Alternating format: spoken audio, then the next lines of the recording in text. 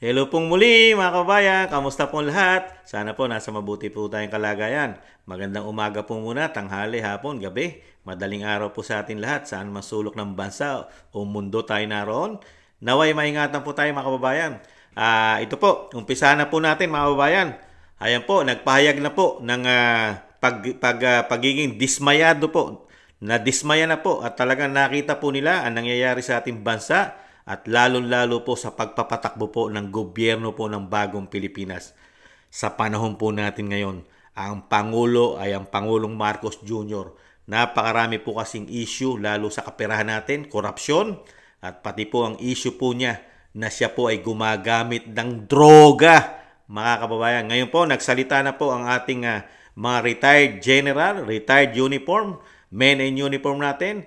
At nagsalita na po sila dahil nga po sa ginawa po ng bagong Pilipinas, lalong-lalo ang institusyon po ng Kamara ng pag-i-impeach o napakabilis po na impeachment na ginawa po nila na meron po itong napakalaki rin pong issue na minadali at meron pa raw pong anomalya ayon po sa mga umuugong na balita at pati mga congressman umamin na ito daw po ay may bonus na kapalit ang pirma na ginawa nila para ma-impeach nila sa Kamara ang Vice President. Napakalaki raw po umuugong ito, 100 to 150 million ang isang pirma para doon sa kanilang ayuda o makukuha ng kanilang upuan o kanilang mga distrito kuno, mga tambay. 100 to 150 million. Pero dito po, nakita po lahat ito ng ating mga men in uniform, lalo po ng mga retired. Ang ginagawa po nilang pagpapatakbo, lalong-lalo po ang usapin po sa Vice President Sara Duterte.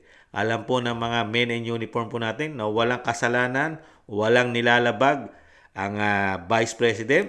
Talagang pilit po itong dinidemolition job, political harassment, political motivated at kung ano-ano pa. Pakinggan po natin ang balita kung paano po nagpahayag ng suporta ang mga retired nating men in uniform. Pakinggan po natin. Nagpahayag ng suporta kay Vice President Duterte ang mga retiradong general na kabilang sa PNPA Class 91. Ayon sa PNP, nagbabalita at nagseserbisyo sa Camp Crame si Marlene Pajernos. Marlene.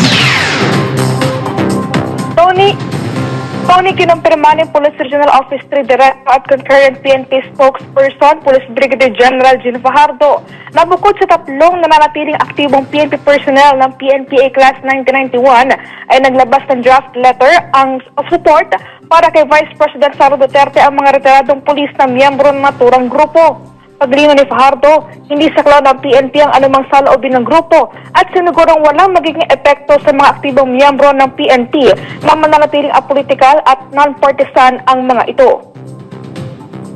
Bagat nire-respeto natin yung mga retiradong miyembro po ng PNPA at other groups po who's voicing their support to any political personalities, karapatan po nila yan at naaayon naman po yan sa kanilang mga karapatan sa ilalim po nating saligan batas. Pero pagdating po sa mga uniformadong aktibong miyembro po ng Philippine National Police ay wala po halo at wala po tayo sa poder para magpahayag po ng ating mga personal opinion dahil tayo po ay miyembro po ng PNP.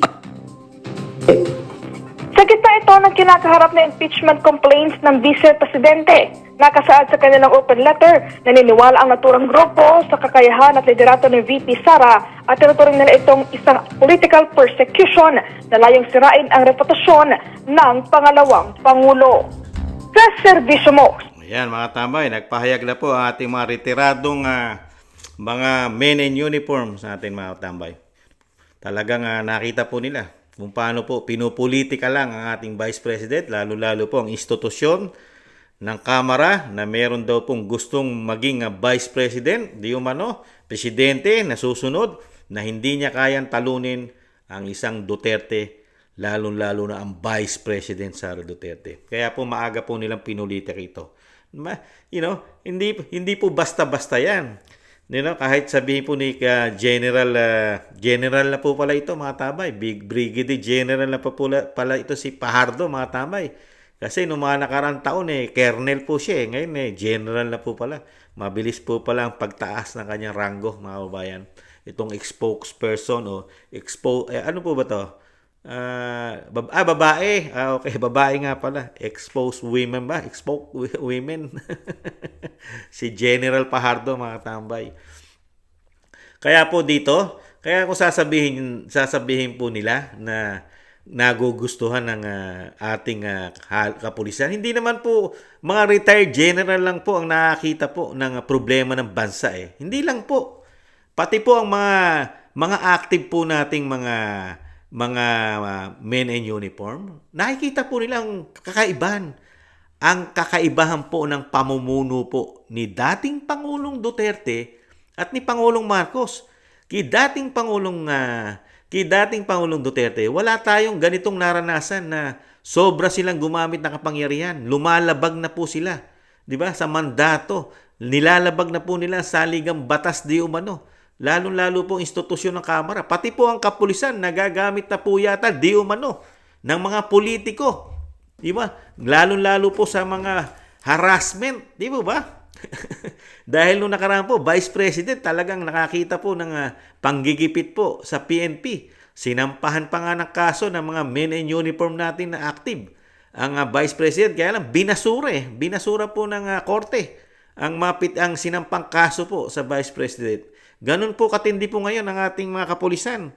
Imbis na sila po ang nagtatanggol at nag-iingat po sa mga Pilipino na ang trabaho po nila ay protektahan tayo, mukhang sa nakikita po natin, mukha pong tayo pa po ang natatakot ngayon sa mga kapulisan, mga tambay. Takot pa po tayo. Baka tayo ay magkaproblema sa kanila at tayo ay bagansyahin nila, mga babayan. Nakakalungkot lang po. Ngayon, pahiwatig po ito na hindi po nagugustuhan ng mga retired na mga men in uniform natin ang nangyayari sa ating bansa, lalong-lalo sa ginagawa nila sa Vice President, mga kababayan. Alam po nila yan. Ito nga lang di ba? Yung lagi nating pinapakita ito, yan ang issue ng bansa eh. Yung mga korupsyon na dapat po mong imbestigahan kung talaga po bang ito dapat mapaliwanag po ng pamahalaan kung saan po napunta ang mga numero na yan. Di ba? At gigil na gigil din po sila sa confidential fund ng Vice President. Gusto nga nilang ma-impeach pero yung sa sa presidente ay hindi bababa sa 4.5 billion sa loob lang na isang taon yan. Confidential intel fund niya, mga tambay. Pero walang investigasyon dyan. Kaya nga nakikita po ng mga retired men in uniform natin na sinisingle out lang nilang Vice President. Pamumulitika. Diba? Demolition job na kailangan pabagsakin ang Vice President dahil nga sa ambisyon. Di ba? Kaya nga gustong-gusto nilang impeach eh. Kasi pag na-impeach na ang Vice President, never na po ito makakuha kahit anong sangay sa ating gobyerno. Hindi na pwedeng mamahala yan, mga tambay. Talagang yan po ang gusto nilang mangyari sa Vice President na hindi na makakuha kahit anong pwesto sa gobyerno dahil nakaban na po yan. Talagang gagawin po nila yan dahil nga sa sobra po nilang takot sa mga Duterte na pag ito'y nakabalik, lahat po sila ay magkakaproblema pag nakabalik po. Lalong-lalo ang Vice President maging Presidente. Lalong-lalo po sa natuklasan po ng taong bayan. Ganon din po ang dating Pangulong Duterte at ang Vice President sa ating kaperahan, di ba? 2025 national budget natin, di ba? Grabe ang ginawa nila. Ang tanong nga ni Kamanong 2025 yan, mga tambay. Paano pa yung 2023? Paano pa yung 2024? Ngayon lang po nabisto. Di ba? Dapat imbestigahan din po yan, di ba? Imbestigahan din po yan. Naisingit ko lang po, mga kababayan. Kasi pera issue eh. Dito po yung ginagawa po nila. Ngayon, yung sinasabi po natin ngayon, komento ko, nakakatiyak po ba si General Pajardo na sa mga active men in uniform natin ay makokontrol nila ang mga damdaming puso niyan? Ang ating mga kapulisan? Sige nga. At ang ating kasundaluhan? Tanging ang dating Pangulong Duterte lang ang nagkaroon ng napakalaking malasakit sa ating men in uniform. Siya lang po. Talagang naibangon niya po ang reputasyon niyan. Nakabangon po dahil wala pong tiwala at respeto po. Di umano ang taong bayan dyan noong mga panahon po na hindi Pangulo ang dating Pangulong Duterte. Dahil nasasangkot po sa lahat ng klase krimen, kung ano-ano, pati korupsyon, di umano ang ating mga kapulisan. Di ba? Sa lahat ng krimen ay may pulis pong nasasangkot pero naibangon po ito pansamantala. Kasi nagbalikan na naman ngayon sa dati ang ating mga kapulisan. Di umano. Di po ba? Nung panahon po ni dating Pangulong Duterte, naiayos po yan. Nawala po ang mga eskalawag dyan.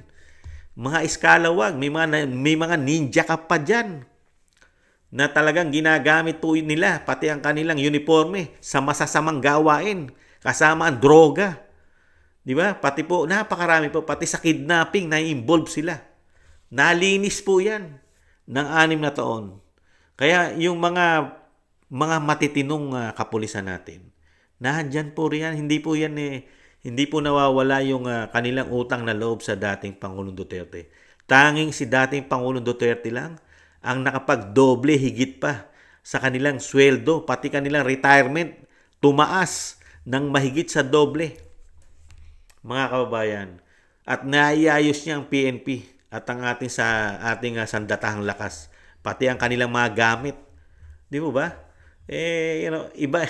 Kaya yung sinasabi po nila na mahina na ang suporta ng mga Duterte, malabo pa yung sasabaw ng pusit nila. Mga kababayan, ang nagsasabi lang yan, syempre yung mga pabor sa kanila, lalo ang media, karamihan po yata sa media pumapabor sa kanila ngayon. Di ba? Dahil yata sa pakinabang. Lalo sa social media. Pag sa social media po, mabaho po mga Duterte, lalo po sa mga detractor po ng mga Duterte. Mabaho po sila. Pero sa taong bayan, sa atin, sa puso natin, wala pa rin pong hihigit at tatalo po sa ginawa ng mga Duterte sa Pilipinas. Yung matitino, yung hindi nakikinabang at hindi nagpapabayad at hindi silaw sa salapi. Yung talagang tunay na may pagmamahal sa Pilipino, sa ating bansa, sila po ang nakakapagsabi po sa puso, sa isip at mulat ang kanilang mata sa nangyaring katotohanan naman talaga na ang ating bansa ay umigi ang sitwasyon, lalo-lalo sa krimen, sa droga ng 6 na taon sa pamamahala ng dating Pangulong Duterte. Di po ba? Ngayon po, ano po dinanas natin sa loob ng 3 taon? Sa pamamahala ng bagong Pilipinas ng Pangulong Marcos Jr. Sige nga, unang-una, sa droga, may issue siya. Siya mismo may issue sa droga. Tapos pagdating sa ating kaperahan, napakaraming issue ng ating kaperahan. Puro korupsyon na dapat imbestigahan. Pero, nakarinig po ba tayo sa Pangulong Marcos na dapat imbestigahan itong mga korupsyon na ito? Na pumuputok po ngayon? Nada. Wala po siyang paglaban sa korupsyon dahil ang sabi ng mga Pilipino, paano lalaban sa korupsyon? Kung sila yung korupsyon daw, di umano. Sila yung nangungurap sa pera natin. Sige nga, bakit mo imbestigahan yung mismong magnanakaw, imbestigahan mo? Ang nagpapa-imbestigate, magnanakaw din. Ganun po ba? Hindi po mangyayari yun. Di ba? Kaya napakalungkot po. Buti na lang po, nagpahiwatig po ng suporta ang ating mga retired men in uniform sa Vice President. Kasi nakikita po nila yung ginagawa ng Vice President ay talagang pagtugon, pinipilit niyang gampanan ang kanyang tungkulin ng napakalinis, pero pilit lang po sinisiraan itong kabilang side na matindi po ang kapangyarihang ayaw na mawala sa kanila. Gusto manatili ang kapangyarihan. Kaya kahit ano gagawin nila. Nakita niyo po, pera po natin na nagagamit yata sa pamumulitika sa Vice President. Pera po natin. Kasi 3 taon po nilang tinatrabaho. Saan kukuha ng pera yan para trabahuin mo ang Vice President? Para makuha mo lahat ng puwersa? Kasi nagamit mo na yata di umano ang puwersa, pati makakaliwang grupo. CPP, NP, NDF, Makabayan Black. Nagamit mo na ang puwersa nito para lang kasama yata sa pagpabagsak sa Vice President. Pati ang institusyon ng Kamara at Senado at karamihan po sa media yata at napakarami, napakarami, libo-libo ang mga attack dog nito na talagang sinisiraan ng mga Duterte sa social media. Puro pera daw po yan. Puro pera ng taong bayan ang ginagamit daw po dyan, di umano. Marami pong nagsasabi niyan. Di ba? Na nababayaran para lang dun sa sinasabing atakihin hanggang sa bumagsak ang Vice President. Di ba? Kaya lang, ang ating mga men in uniform, talaga matatalino po yan. Kung ikumpara mo lang sa mga vlogger na nababayaran, never mong matawaran ang kabayanihan nito. itong mga retirado nating mga general at lahat ng kahit hindi ka general, mga men in uniform, talagang bayaning may tuturing yan. Kumpara mo sa mga vlogger na bayaran, wala sa kalingkingan nila yan. Kung magsasalita yung mga vlogger na tagapagtanggol ng pamahalaan, akala mo kay gagaling nilang tao, wala pa naman napapatunayan. Ang napapatunayan pa lang nila, yung sila'y tumatanggap ng pera ng bayan. Doon lang sila magaling. Doon lang sila pwedeng sinasabing napakagaling nyo sa nakaw na nakukuha ninyo na galing sa amin. Di ba? Dahil nababayaran sila eh. Yung kanilang, naisingit lang po natin. Yung kanilang mga prinsipyo, bayad. Kaya pati mga kaluluwa nila pinagbili na nila sa pera. Ganun po yun eh. Kaya dito po, isa po itong hudyat. Hudyat ito. Pagka ang Vice President ay inagrabyado nyo, dahil nga sa sobrang pamumulitika nyo rito, dahil ayaw nyo lumaban ng parehas, hindi nyo kayang labanan ng parehas ang Vice President kasi hindi nyo kayang talunin. Kaya kahit sa marungis na pamamaraan, kahit sa nakikita ng mga Pilipino, nakikita namin ang ginagawa nyo pamumulitika, talagang wala na kayong kaamor-amor sa mga Pilipino ngayon. Mabahong-mabaho na kayo. Lalo-lalo dito sa halalan. Mabango lang kayo sa survey. Mabango lang kayo sa media. Mabango lang kayo sa social media na nababayaran. Diyan na lang kayo mabango. Itong mga politiko na ito. Pati po ang ating PNP, mabantot na naman. Mabantot na naman sila di umano ngayon sa mga Pilipino. Napakabaho na naman ang PNP. Hindi po katulad nung panahon ni dating Pangulong Duterte kahit papaano ay naibabalik ang kanilang ang respeto ay bumabalik paunti-unti sa mga Pilipino. Nirerespeto na sila kahit papaano. Ngayon, mas lumala po yata. Lumala. Kasi saan ka ba nakakita? Isang PNP chief at laganap ang droga sa ating bansa. Tapos meron siyang statement na sasabihin niya ang droga ay hindi maituturing na isang bisyo ang droga. Mga kababayan, totoo kaya yon? Na ang droga hindi raw po bisyo ayon sa PNP chief natin na si General Marbil. Mga kababayan, bagkus ito'y nakakatulong pa lalo ro sa mga extra energy. Mga tambay, magagamit daw extra energy. Ang tanong, ano kaya side effect naman? Yung side effect po kasi ng droga na babalita natin. Pati bata pinagsasamantalahan, pati matatanda pinagsasamantalahan ng mga drug addict. Pag minalas-malas, kikitilin pa buhay mo. Naidagdag ko lang po mga katambay. Kaya dito po, lahat po kasi yan nakita po ng mga men in uniform natin. Ang pagkakaiba ng pagpapatakbo ng gobyerno ni Pangulong Marcos Jr. at ang pagpapatakbo po ng gobyerno ni dating Pangulong Duterte. At alam po ng mga men in uniform natin na ganun din magpapatakbo at nakikita nila kung paano magpatakbo ang Vice President ng Pilipinas. Di mo, saan ka nakakita? Kauna-unang Vice President ng Pilipinas ang nakagawa lang na ang kanyang offices dinala mo sa buong bansa. Naglagay ka ng mga offices, satellite mo sa buong bansa, Luzon, Visaya, Mindanao, na nakakatulong lahat, may mga programa. Kaya lang, yung mga programa mong nakakatulong sa mga Pilipino, lalo sa kasulok-sulukan ng bansa, mga may hirap nating mga kababayan, kinitil ng Kongreso ang kanyang budget. Di ba? Limitado. Lahat ng kanyang proyekto, di ba? Na bangkarote. Napakarami po. Ganon po katindi mamulitika po. Yung sinasabing puro pagtulong ang layunin ng bagong Pilipinas, katarantaduhan yun. Kung puro pagtulong, bakit sinasamahan nyo ng politika? Ang trabaho nyo maglingkod bayan. Ang trabaho ng Vice President maglingkod bayan. Bakit nyo pinupolitika yung lingkod bayan? Sige nga. Kaya bistadong-bistado na kayo. Kaya kami po, sumusuporta po kami. Iniintay lang po. Kaya hindi nyo pwede agrabyaduhin ng Vice President. Iniintay lang naman ng mga men in uniform natin. Pagka yan inagrabyado nyo ang Vice President, anytime kikilos po yan. Kikilos po yan yung mga retired general natin at ating mga retired na mga kapulisan at kasundaluhan at marami pang iba. Kikilos po yan. Hindi po makukuha ang ating mga bayani. Hindi po kayang bilin ang prinsipyo po ng mga bayani dahil hindi naman po lahat ay silaw sa pera ang men in uniform. Ilan lang po yan. Pero mas marami pa rin po sa mga men in uniform natin, kahit po sa active at retired, ay mga bayani po yan. Hindi po nabibili ang kanilang prinsipyo.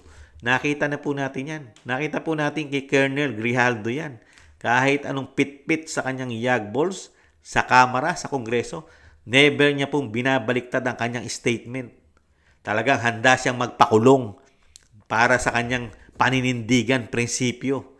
Mga kababayan, ganyan po. Marami pa po tayong ganyang mga men in uniform. Ma-active man siya, mga retirado na, nandiyan pa rin po ang pusong bayaning Pilipino, mga kababayan. Kaya po, suportahan po natin. Suportahan po natin ang ating mga men in uniform, lalo po yung mga makabayan, mga hindi nabibilin sa lapi, at talaga nagmamahal sa ating bansa, lalong-lalo na galit sa mga korap na mga politiko at galit na galit sa mga drug addict. Kahit presidente ka pa, mga tambay, hindi po sasantuhin yan nitong mga makabayan natin mga men in uniform. Maraming salamat po sa inyo mga sir. Ang Pilipino, ang taong bayan ay susuporta po sa mga adhikain po ninyo kasi nakikita rin po ng taong bayan kahit ni Kamanong, nakikita rin po ni Kamanong ang nangyayari po sa ating bansa. Napakalaki po ng diferensya ng 6 na taon ni dating Pangulong Duterte. At ngayon ay 3 taon pa lang po ng Pangulong Marcos Jr. Napakalaki. Walang binatbat, walang kasesay, wala ni sa kalingkingan. Wala pang napapatunayan mga kababayan. Nakakatilang po ng tenga pagka lagi po natin nakikita ang nangyayari sa ating bansa at lalo na pagka pumutok na mga issue nila pagdating sa kaperahan natin. Nakakatinang tenga. Parang nakapagsisi.